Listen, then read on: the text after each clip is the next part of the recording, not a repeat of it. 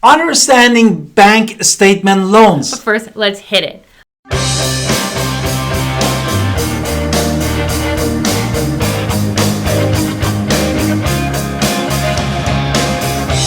Hi, it's Alex Victoria. Welcome to our Taylor podcast. And if this is your first time in our YouTube and podcast channel, make sure you subscribe and get notified. Us, we can call text all the time at 252-327-3357. We love talking to you. No question is too shy.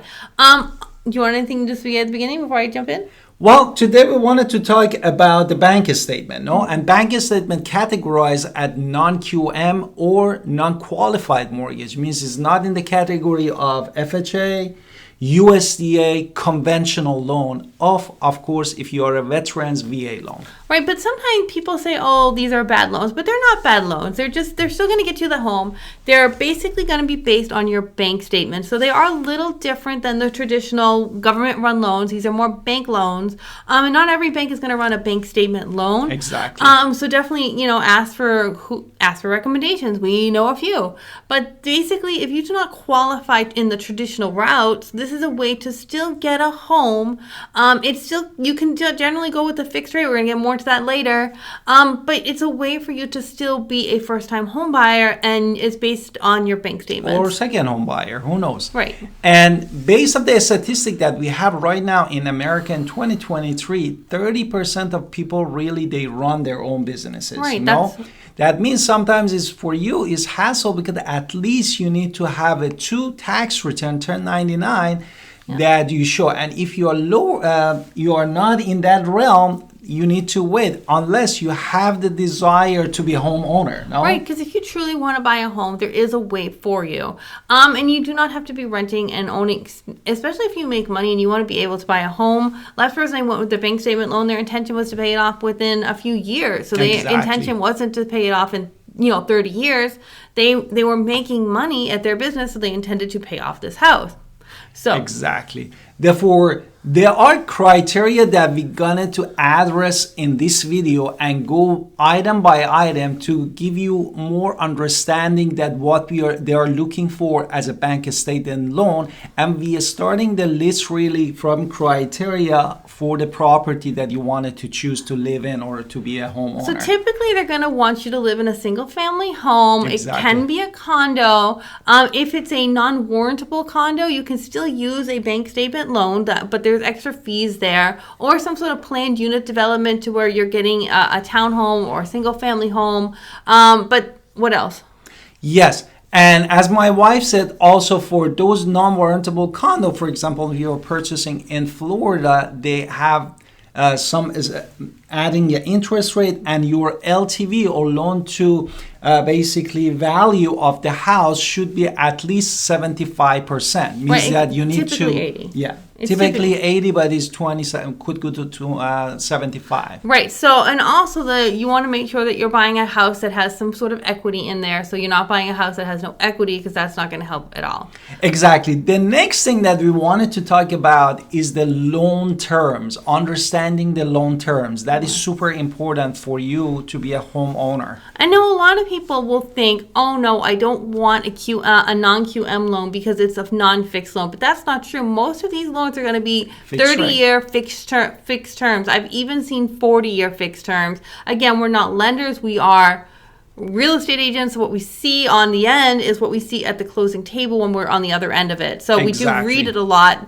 There are even interest-only ones, and there are adjustable ones. And I see the adjustables, generally speaking, when someone's buying a house for their kid in college, and then they don't plan on living there for more than 5 years, so they're going to piece out after. So there are different non-QM loans. Exactly. And also different understanding from the mortgage company that you got recommendation that is there any prepayment penalties or no? Because sometimes they're usually not for a primary though.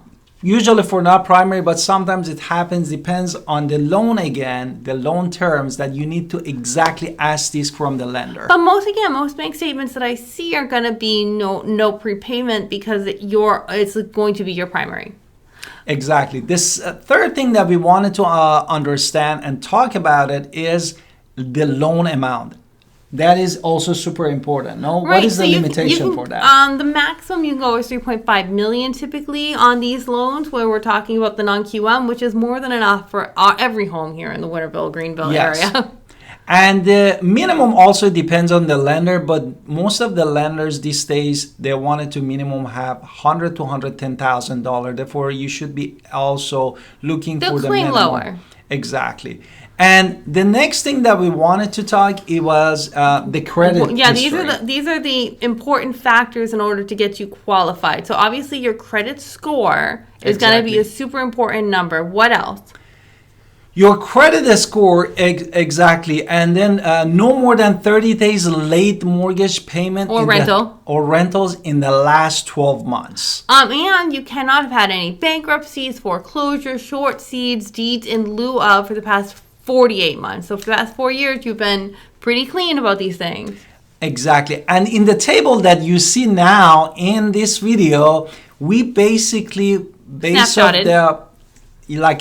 what we presented here, we actually brought the interest rate in August 2023. And if you're watching this video out of this window, it might not apply to you, but the interest rate right now is based on what we are talking about from one of the lenders. Right, and you can see 90%, so that means that they are bringing 10% to the table, 90% to closing, 85, you're bringing 15% to closing. So on $300,000 house, what is 10% of the house?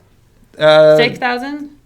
10% Yeah. of it is going to be 30,000. 30,000. 30,000. 30,000. What about 80%? What is 20%? And it's going to be 60,000. 60,000. 60,000. So you see, you're bringing a significant amount to the closing. And also in this table, you see that is also categorized for you based on your credit score, and LTV, how much interest rate you gonna pay again in August 2023 to the lender. Right, now again, these numbers might be different next week after the filming of this video. So this is always definitely talk to people.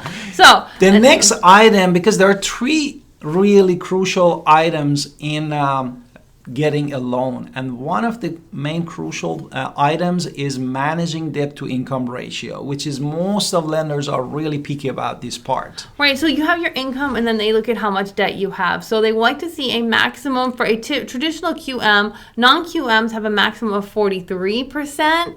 Now with these, you can go, the loan to value ratio is 85% or lower, so you put a significant down payment, then your debt can be up to 50%. Yes, and remember, debt has two basic categories, front end and back end, which comes from the housing, from the personal loan, auto loan, and then you have your gross amount, and you can calculate this one by yourself too. Gross amount that you get before the taxes per month divided by all this front end and back end, and then you can simply get that percentage that we talk about, 43% up to 50%. Now let's talk about documents that you're going to need for a bank Exactly. statement loan.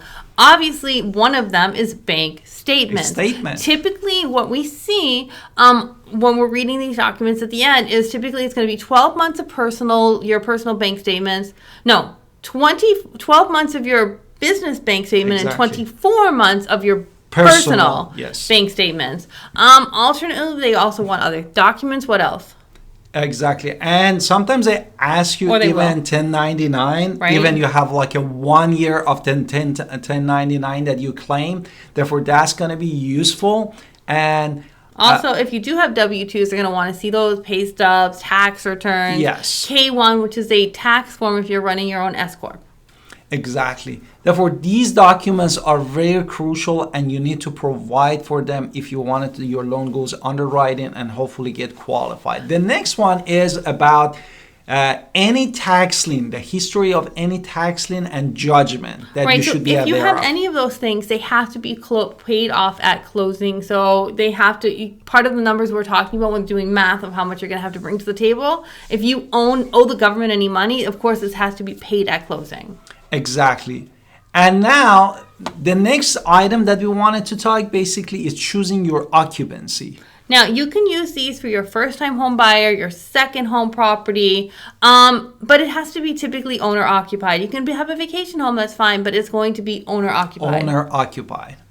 And now we wanted to talk about also understanding the rate. Yeah, we understand that those rates we showed you above were scarier because they're higher than the conventionals or the FHAs. Exactly. However, on the other side of it, this is a bank statement loan, so it's going to be a little higher on a bank statement loan.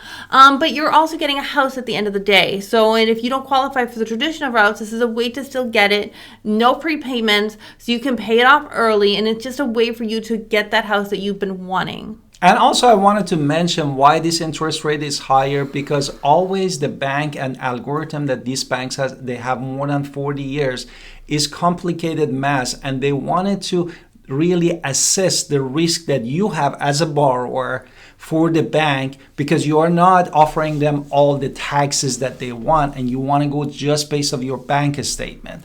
And this way, they increase that interest rate to kind of cover that risk you might have for the lender. Right, but again, with that no prepayment, you can pay it off however fast you make money to pay it off. Your higher credit scores, of course, you're going to get the better rates. But if you have any questions, we are not your financial advisors. Definitely talk to your financial advisor to see if it makes sense for you to buy a home, especially if you're thinking about just getting out of renting. If you have questions on who can do these for you, we can definitely hook you up with the people that we've worked with who do these loans. Exactly. And in the table that we provided also here, this is just one of the lenders that we've used. One of the lenders that we use, you can look at different details of different terms and rate and notes that is specified for that kind. And you can understand the better in detail what you're looking for, because at the end of the day, it should make sense for you. Now, I want to caveat this, because these notes that we put up there, and I've already taken it down, but I just want to point out that this is just one lender and one person's thing. Exactly. Different lenders are going to have different numbers. We're just giving you an example one. So don't take these as like a... by heart. The truth, because they're not depending on your situation, your bank. Some people have great opportunities in places that are not this one opportunity. So yeah, this is just one example of many of the lenders, and at the end, we wanted to make sure that also your shopping rate too is good. If you wanted to pull your credit, at least for 2 or 3 companies at the same time, and understanding what is their loan term is based on the loan estimate that they give you, and you compare one beside of each other, that which one really money-wise is going to make sense for you. So we hope you found this one interesting, because not everybody is going to be able to get the FHA, the conventionals, the VAs, and whichever one, USDA. So this is a way you can still buy a home based on your bank statements and your good credit. I hope this video and podcast was useful. Don't forget to call Alan Victoria at 252-327-3357. We are here to help you to be a home owner. And again, if you are, really quickly, we're not lenders, we don't pretend to be lenders, but we do know lenders who do these things. So if you're looking for the referral, we're happy to talk to you. Awesome. And see you in the next podcast and video.